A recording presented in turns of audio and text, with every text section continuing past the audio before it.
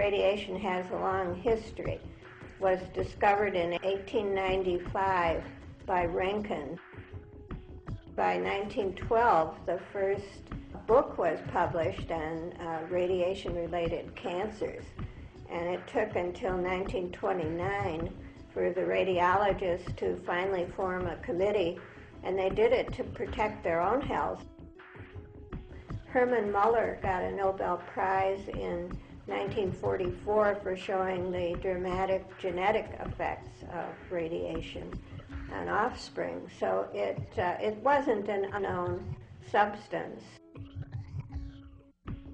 Muller wrote an article in 1950 that talked about weakening the species.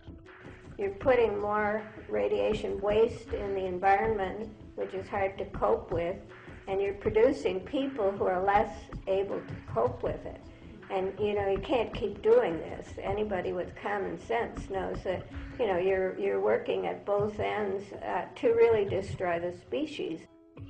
Depleted uranium is a waste product from the nuclear industry. In the 70s, there was talk about mixing it with ordinary metal and putting it into bicycles and refrigerators and stoves and automobiles.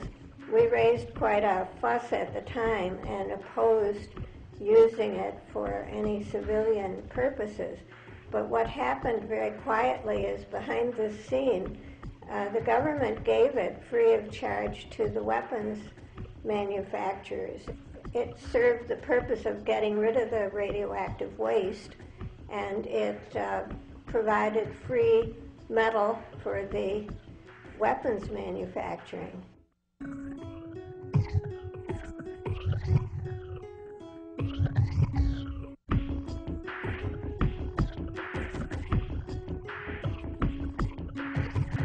They have a weapon that is unbelievable. If you are only interested in fighting wars, you have a trump card weapon. Nothing can withstand depleted uranium. There is no tank, there is no armor that can withstand a depleted uranium shell.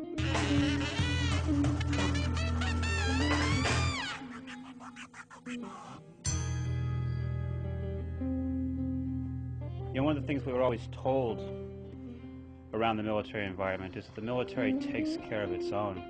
And I think we're learning that their idea of taking care of their people is very different than our idea of taking care of their people. But it's used because it's a very effective armor penetrator. It's incredibly dense. It's more dense than lead. And it slices through tank armor like a knife through warm butter. It's used in many weapon systems, including the M1 Abrams tanks, the M2 Bradley fighting vehicle, Tomahawk cruise missiles, the A-10 Thunderbolt, known as the Warthog, and the Navy's Phalanx anti-missile system, which is on board every ship in the U.S. Navy. Now, what are the dangers faced by our troops and also civilians in that area? This dust gets everywhere. It spreads into people's homes, it gets in your lungs where it stays for a long period of time, and people who have gone into these areas with large quantities of uranium dioxide show that the radiation count is about 1,000 times higher than what it is in terms of the natural background. Now, let me explain. Just by living on the planet Earth, you get about 100 millirems per year of radiation. That's a very important number, 100 millirems per year of radiation. However, once you are at these sites where you have depleted uranium being emitted, you can easily get up to 200 millirems per hour. So in other words, upwards of 1,000 or more times background radiation. In other words, it's like getting a chest x-ray every few minutes. So once you begin to inhale this material into your lungs, small particles of uranium dioxide will begin to irradiate the nearby cells. And all that radiation is then concentrated into a very small area. So you have potential radioactive hotspots in your lungs as a consequence of this. So precisely because alpha radiation is not very penetrating, all of this energy is deposited in the nearby area of the areas that are affected. And the Pentagon itself now mentions the fact that there's a possible kidney, lung, and liver damage.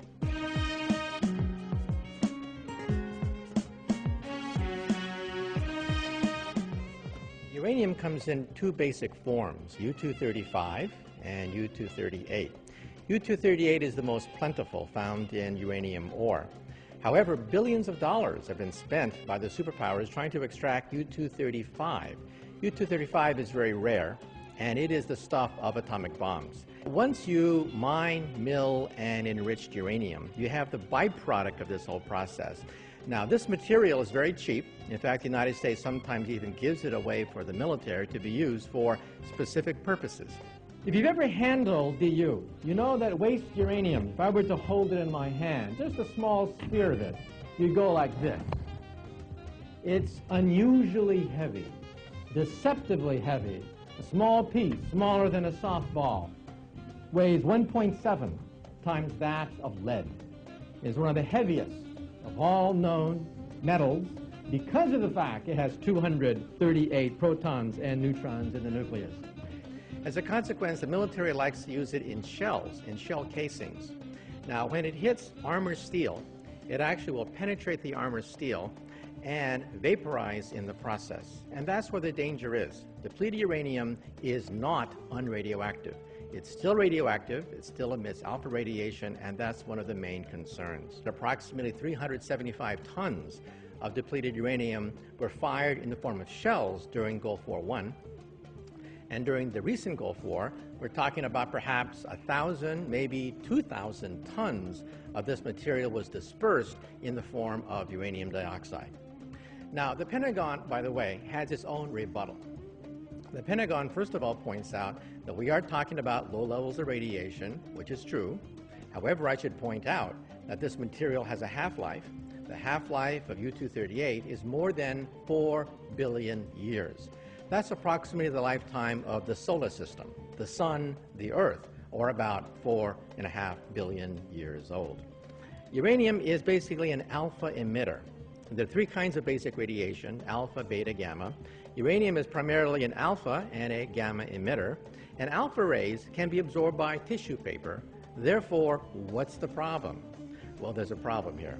Precisely because alpha rays can be absorbed by tissue paper, most of the energy is then lost in that tissue paper, causing an enormous amount of damage per centimeter, much more than you get with beta radiation.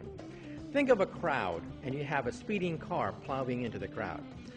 The car, of course, does not go very far into that crowd of people, but think of the damage. Think of the damage caused by the car plowing into a crowd of people. That's alpha radiation. So precisely because alpha radiation is not very penetrating, all of its energy is deposited in the nearby area of the areas that are affected. And the Pentagon itself now mentions the fact that there's a possible kidney, lung, and liver damage. The Pentagon's own documents reveal the fact that, yes, there is a distinct health hazard. In fact, the military personnel are warned to stay about 75 feet away from this material precisely because it is radioactive. Gamma rays will go right through lead. You can encase DU in solid lead, and you'll have some gamma rays coming out. Now, this is without people's permission, not to mention the fact that even if you are in a tank sitting next to the depleted uranium shells in their shell casing, you're also being exposed to large quantities of gamma radiation because you are in close proximity to these shells.